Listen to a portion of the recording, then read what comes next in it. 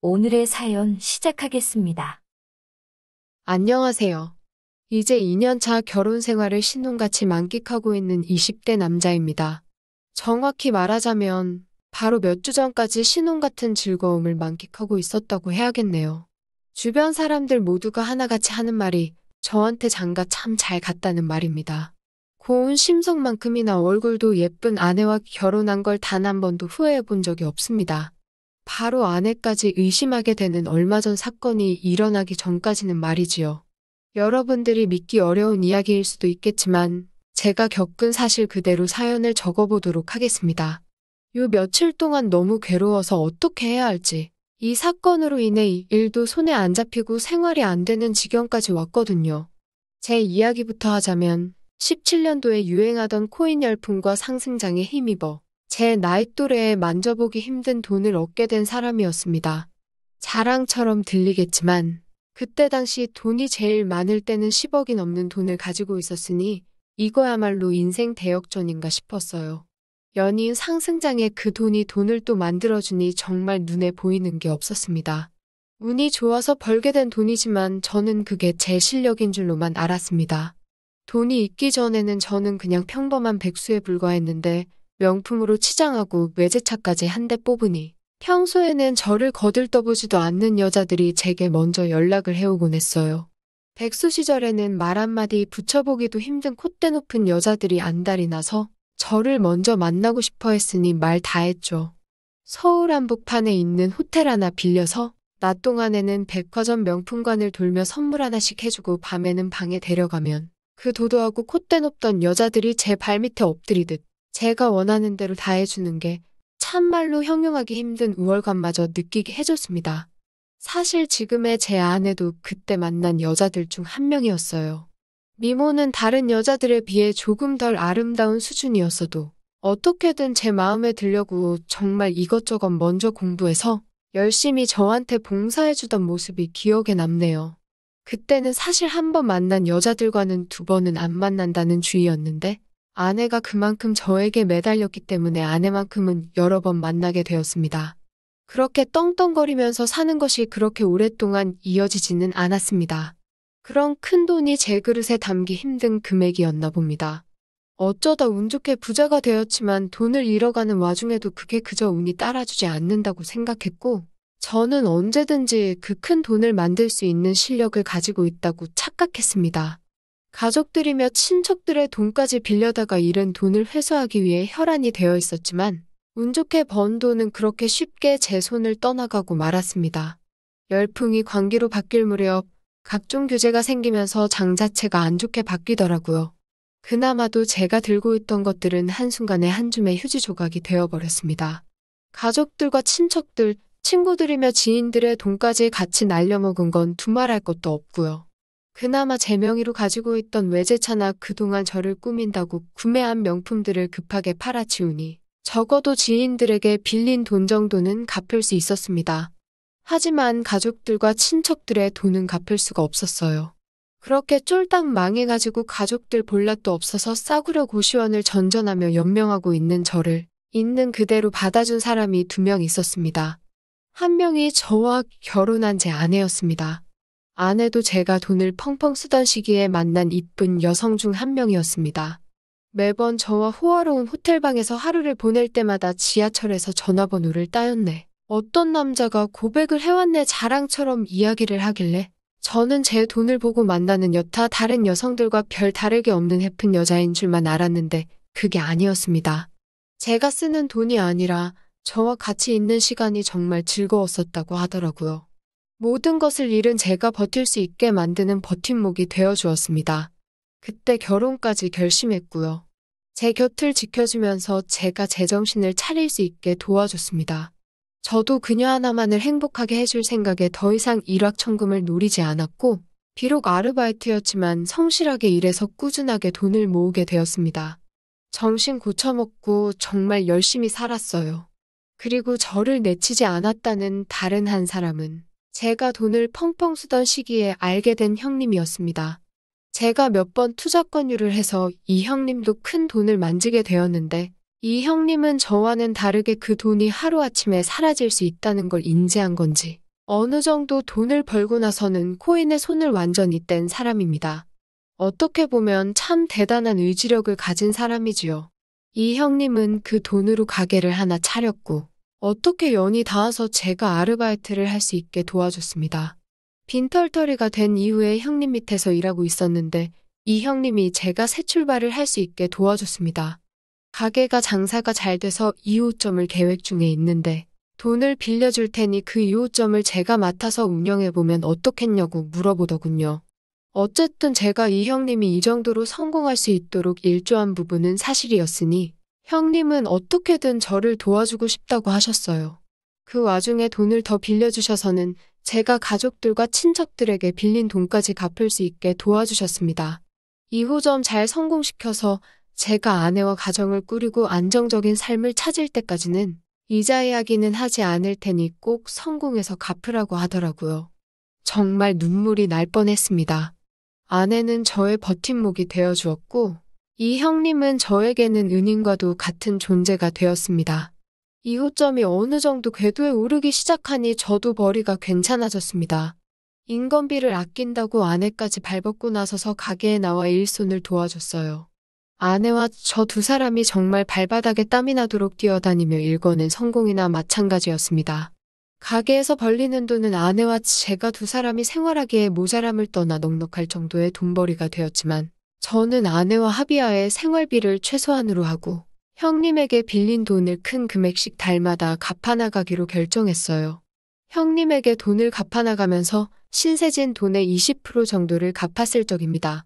형님은 돈이 급한 게 아닌데 천천히 갚는 게 어떻겠냐고 조금 부담스러워 하시더군요. 열심히 일하는 것도 좋지만 그렇게 일만 해가지고 사는데 낙이 없지 않겠냐고. 저도 저지만 제 아내도 한참 때인데 이쁘게 꾸미고 놀고 그러는 게 스트레스 해소에 도움이 되지 않겠냐며 저를 걱정해 주더라고요.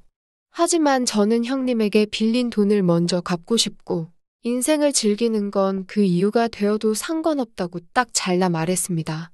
그런데 형님이 그런 저와 아내를 안쓰럽게 본 건지 형님의 주도로 형님 가게인 1호점 직원들과 제가 운영하고 있는 2호점 직원들까지 불러 모아 거하게 회식을 준비해 주셨어요.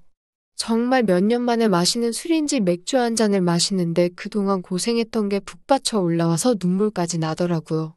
저희 가게에서 일하는 직원들은 제 사정을 모르니 뭐가 그렇게 좋아서 저렇게 울고 있나 싶었을 겁니다. 그날의 술맛은 정말 제 인생의 어떤 것과 비교해도 가장 값진 술이나 마찬가지였어요. 그때까지만 해도 형님이 베풀어준 은혜에 정말 몸둘 바를 모르고 있었고 그런 일이 있을 거라곤 생각조차 하지 못했어요. 회식 자리는 1차에서 2차로, 2차에서 3차로 이어졌습니다.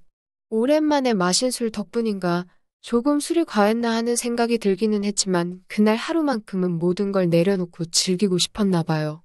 3차 자리가 되니 직원들이 하나둘씩 집에 돌아가게 되었습니다. 결국 3차 자리가 끝났을 땐 남은 건 저와 아내, 그리고 형님 단 3사람 뿐이었습니다. 자리도 파하는 분위기라 형님께 이제 그만 돌아가 보는 게 좋겠다고 말했는데 형님은 밤은 이제부터 시작인데 어딜 내뺄 생각이냐며 술을 더 마시자고 하더라고요.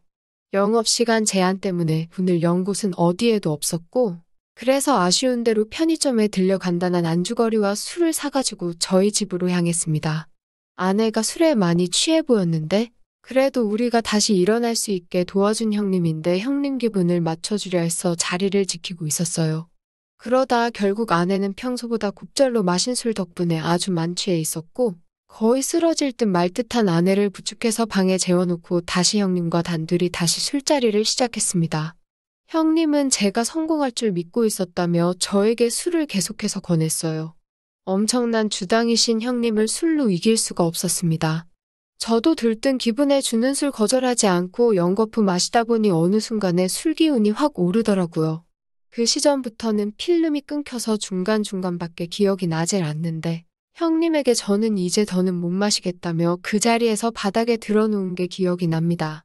그리고 그대로 뻗어버렸어요. 시간이 얼마나 흐른지는 모르겠습니다. 술에 만취하셨던 경험이 있는 분들은 제 말에 공감하실 것 같아요. 술 마시다 잠들었을 때 술이 깨는 타이밍에 잠깐 잠에서 깨는 경우들 있지 않으신가요? 술 기운이 남아서 어질어질했지만 제가 그런 느낌으로 잠깐 잠에서 깼습니다. 물 한 잔 마시려고 술상 위에 있을 물컵을 더듬고 있는데 제 옆에서 같이 누워 잠들어 있어야 했던 형님이 보이질 않더라고요. 다 잠들어서 집에 혼자 돌아가셨나 하는 생각이 드는 찰나에 아내가 잠든 방 쪽에서 부스럭대는 소리와 찰싹대는 소리가 들려왔습니다. 돈을 다 날려먹고 구한 집인데 정상적인 구조의 집이 아니었거든요. 원룸식 건물인데 평수가 좀 큰 구조라서 방은 따로 없지만 거실과 방을 나누는 경계선을 따로 만들어서 커튼으로 살짝 막아놓은 구조였거든요. 방과 거실을 나누는 건 얇은 커튼 한 장이었기 때문에 그 찰싹대는 소리가 적나라하게 들리더라고요. 그리고 그 소리를 집중해서 들어보니 아내가 잠든 방에서 들려서는 안 될 소리라는 걸 깨닫게 되었습니다. 제 옆에 있어야 할 형님이 보이질 않았고 방 안에서 들려오는 익숙한 거친 숨소리. 아마 저는 그때 아내가 잠든 방 안에 있는 게 형님이라는 걸 깨달았던 것 같습니다. 그 상황을 인지하면서도 술기운 때문에 머리는 빙빙 돌고 오만 가지 생각이 오고 가는 상황에 뒤통수를 강하게 얻어맞은 것처럼 온몸이 굳어 그 자리에 가만히 있을 수밖에 없었습니다. 뜬 눈으로 커튼 너머를 주시하고 있는 제 바닥에 그렇게 쓰러져 있었습니다. 이윽고 커튼이 슬쩍 열리고 그 커튼 사이로 형님이 나오더군요. 형님은 다시 제 옆으로 나와 제가 아직도 깊은 잠에 빠져들어 있는 상태인지 확인하듯 저를 살피다가 제가 잠이 들어있는 거라 확신을 했는지 제 옆에 다시 눕지 않고 화장실로 향하더라고요. 화장실을 잘못 찾아서 아내가 자는 방 안으로 들어갔다고 하기엔 화장실에서는 수도꼭지에서 물이 흐르는 소리밖에 들리지 않았고 변기에서 물 내리는 소리는 나지 않았습니다.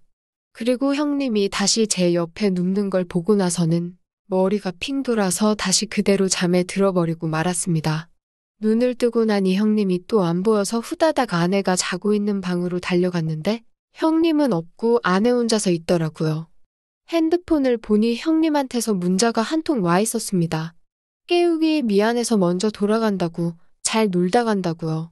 자고 있는 아내를 깨워서 무슨 일 없었냐고 걱정되듯이 물어봤는데 아내는 아직도 술이 안 깬 듯 제가 무슨 말을 하는지 모르겠다고 하더군요. 아직도 그날 방 안에서 무슨 일이 있었는지 모르겠습니다. 제가 생각하는 최악의 상황이 아니었으면 좋겠지만 아내가 당시에 잠옷으로 입고 있던 옷이 치마로 된 원피스 형태의 잠옷이었거든요. 이 형님이 마음만 먹었다면 인사불성이 돼서 정신을 못 차리는 아내에게 손을 댈 수도 있었겠다는 생각도 듭니다. 아내는 무슨 말인지 모르겠다고 하지만 저는 형님이 아내에게 손을 댔다는 확신이 있었습니다. 다행인 건 아내가 기억을 못하고 있다는 거겠지요.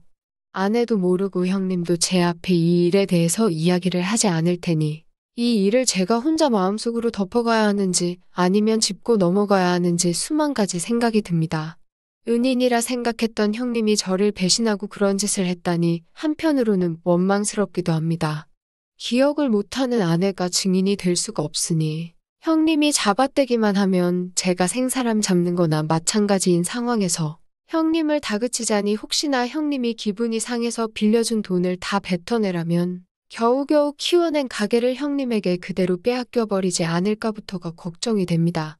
그 상황에서 아무 대처도 못한 제가 한심스럽고 이제는 아내까지도 기억을 하는데 오리발을 내미고 있는 건가 하는 의심마저 들고 있습니다.